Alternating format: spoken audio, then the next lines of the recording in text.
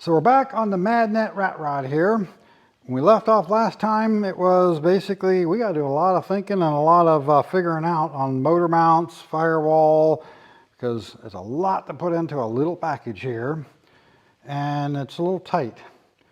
So what we're going to do today, we're going to start out, we're going to be cutting some of this stuff out, making us some more room, because when we set the engine in before, we couldn't even get these even remotely close to even see, are they going to work? These are basic S10 swap headers. We were hoping we could make these things work. It'd just be further back in the chassis than, you know, in an S10. And we think we figured out the motor mounts with basic S10 swap motor mounts flipped left to right, setting the engine further back in the chassis than it would be on the S10. And we are actually waiting on those to arrive because we had to incomplete set of those.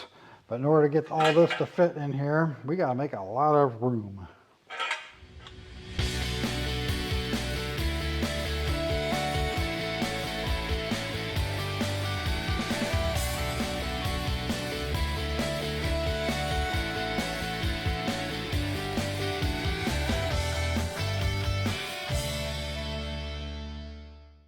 So we've done a bit more cutting here. And now that we got some rudimentary stuff put in here, it's not the actual stuff because they're not here yet, but it's putting us pretty close on the motor mounts. And it gives us just barely enough clearance right there where we're at. And passenger side header is actually going to fit a whole lot better than I would have expected. But the driver's side header, since it does have this area here for the steering shaft to go through, which we're probably going to need, yeah, we're going to have to make some inner fender well room for that to fit, but we'll get there. So now what we're going to do is just set a carb on it and see how tall it sits, and if we got room for an air cleaner. So this is a factory refurbished Holly 600. Should be plenty for this engine. And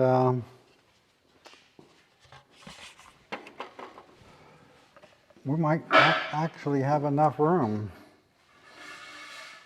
But he just guesstimated buying all this stuff to see if it would actually fit. Oh man, we are so close. We could probably massage that and make it work. Or we could bring the engine forward just a little bit, but it's awful close here. No problem there. Well, yeah, here. With that, where that divot is. We want that to sit right there. And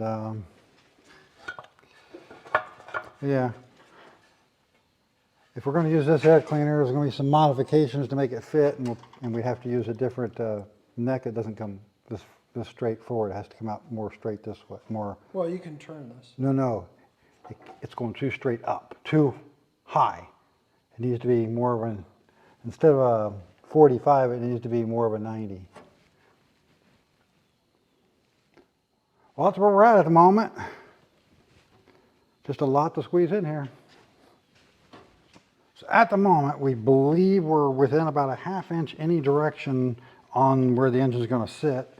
We'll know when the new motor mounts show up and we finish tweaking on it. But we're probably going to go forward about another ½ inch, would give us a little bit more space here to work with that air cleaner. And if we can't make that air cleaner work, he can get a smaller, slightly taller air cleaner, an open element, something chrome, whatever he wants, and put on here, or something to maybe to match the valve covers here. He really wanted to go with something like that, and we thought we were going to have less space than we're actually going to have. The hood actually does come pretty much straight out here. It doesn't dip down. So, yep. So our engine mount showed up today, and these are just a S10 small block Chevy conversion mounts. They're going to work fine for us, but the thing is, on a S10, you would mount these this way to where the engine is slightly forward of the frame mount. What we did was we swapped them around left to right. So now they're slightly behind the frame mounts in order to get our engine position where we want it. And it actually puts us pretty darn close to where we had it mocked up and where we want it to be, with it all the way in the slots forward. So that was a good thing, and it puts our height pretty decent to where we have just enough clearance here to not get too excited about this. But we are going to have to modify this side. I went ahead and left the plate from the other set that we had on here now because I had to cut a notch here to get it around the fuel pump boss. So I guess it's a good thing we never planned on putting a manual fuel pump on it. We always planned on going electric with it, probably back in the trunk. So we got the engine mounted. We still got to figure our driveline angle, get all that set so we know what to do with our transmission mount and where we need to position it. But right now we're just kind of worried about what fits where and how much clearance we need. Went ahead and got the headers bolted in place. So what I tend to like to do is cut as little as I need to make things fit. I know there's not nearly enough clearance there now, but we'll cut it just so everything just fits. Then I can sit and take a look at it and think about how I want to make everything work to give me all the clearances in the room we need to work on it, and how so I can visualize what we can do with it. So on this side here, I went ahead and cut just enough out just to get around the header. And we know obviously that's not going to work because you can never bolt the header or take the header in and out. But it gives me an idea now of exactly where things are sitting. And yes, it is very tight right here. So we're going to have to figure out how to change the firewall. And I've been sitting here just nipping away at this thing, getting it to fit, and sitting there looking at it and thinking about it for a while. And now I think I have a basic plan on how we're going to attack it moving forward. But we're still going to have to figure out how to get enough space to be able to get a distributor in and out of it, because we don't really have a whole lot of height here. And we're getting into the fresh air vent here to get enough height. So that we still got to figure out, but I'm thinking at this point we're probably going to go ahead and set the motor back down on the ground and start doing a bunch more trimming on the firewall, give us a little bit more room to work with, and go from there.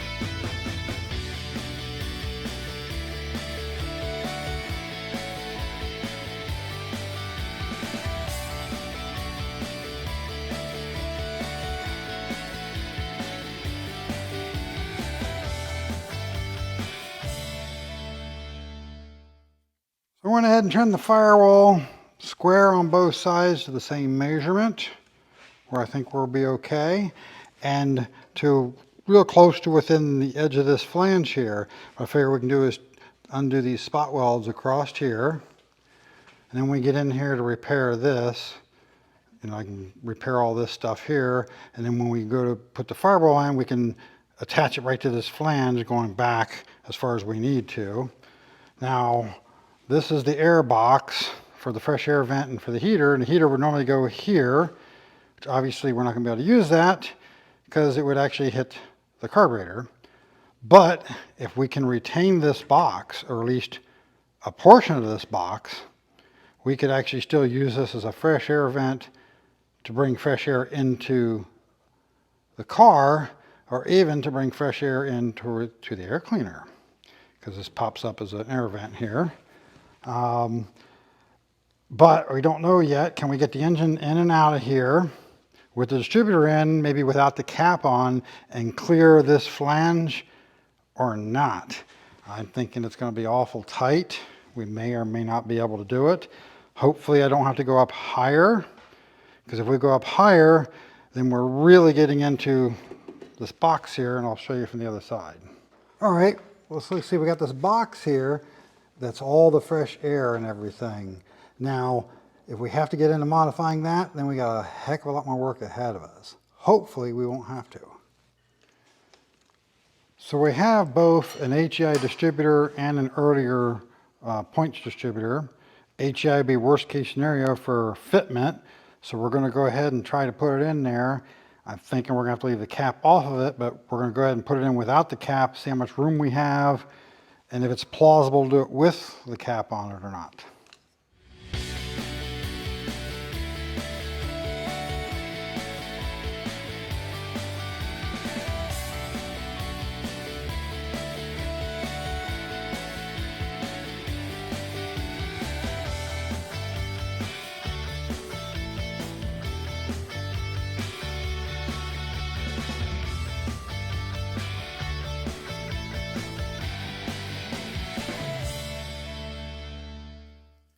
So it looks like we can get it in and out without the distributor cap on it, but is there enough room for the cap if we do it that way? Nope, not really. We would need just a little bit more room. Well, actually, well, yeah, we will need just a little bit more room. And it's gonna come up a little bit, right? It depends on our But you yeah. still got stuff to cut out. So we have to finish setting our transmission height to know exactly where that's going to end up at. But yeah, we're probably going to have to make this come up a little bit and then down. But we can do that. We know that our distributor itself is going to be right about here. And by the time we get the ring and everything on it, you're going to be wanting it to be around that height as a minimum. We can make that work. Like even if you just Maybe. move that lip forward. It's going to be tight. It's going to be a real pain to put wires on it. Of course, we could also look at the points distributor too. That might give us more room. Oh, it'll give us a ton more room. I mean, even height-wise. But like I said, this is worst case scenario. The biggest thing we would ever try to run. And I think they make a low profile distributor for these if you want to actually buy one rather than using what you already have. Yeah. You can pull that lip forward. Yeah. But it's awful tight to here. You just barely get your hand in there. So you could probably put the wires on, but you probably couldn't actually get that the ring snapped in place. Of course, it would give you leverage to put something in there and snap it in place. But that's tight. Yeah, it is. But still not as tight as I expected. So it's becoming increasingly clear that in order to actually finish the firewall and we kind of need to know where our steering shaft's going to be. In order to know where our steering shaft's going to be, we need to know how our steering's going to be set up. And we're doing a rack conversion, so it looks like we're going to have to stop right here and probably go ahead and work on that. We do have a TRZ Motorsports steering rack conversion kit for an S10. So we're probably going to go ahead and strip off all of this suspension. And we got new lower A-arms, new upper A-arms. And we'll go ahead and put the new stuff on there with no springs so that we can actually set this all up here, run through bump steer, all that stuff, and figure out where the rack's going to be sitting so we know where the shaft needs to point to. And just how much of a problem that's going to be and whether we got to modify the header to make it all work.